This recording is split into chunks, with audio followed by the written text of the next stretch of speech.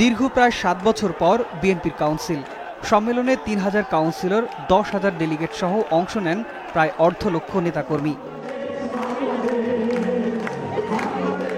তাদের আশা কাউন্সিলের মাধ্যমে নতুনভাবে এগিয়ে যাবে বিএনপি। তবে কেউ কেউ বিগত সরকার বিরোধী আন্দোলনে দলের শীর্ষ নেতাদের ভুল সিদ্ধান্তের সমালোচনাও করেন।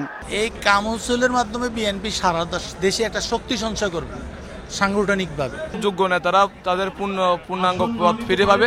তাদের নেতৃত্বে বেগম খালেদা জিয়ার ডাকে আমরা আবার সরকার বিরোধী আন্দোলনে ঝাঁপিয়ে পড়তে পারবো। এখন আমাদের দুঃসময়, আমরা সবাই ঐক্যবদ্ধভাবে দলকে শক্তিশালী করার জন্য আপ্রাণ চেষ্টা করব।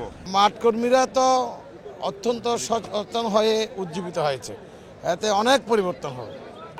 বিএনপির কাউন্সিলে অংশ নেন বিদেশি ডেলিগেটরাও। প্রতিক্রিয়া জানাতে গিয়ে তারা বলেন, গণতন্ত্র ও মত প্রকাশের স্বাধীনতার লড়াইয়ে ভূমিকা রাখবে BNP. I have come here to express solidarity with the people of Bangladesh who are yearning for democracy and for freedom and for the right of self-determination.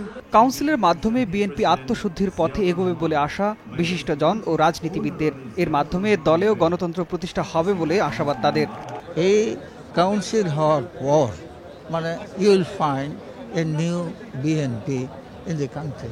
সব পলিটিশিয়ানের প্রতি প্রত্যাশা, তারা দেশে শান্তি ফিরিয়ে আনবে, একটা নর্মাল ইলেকশন করবে।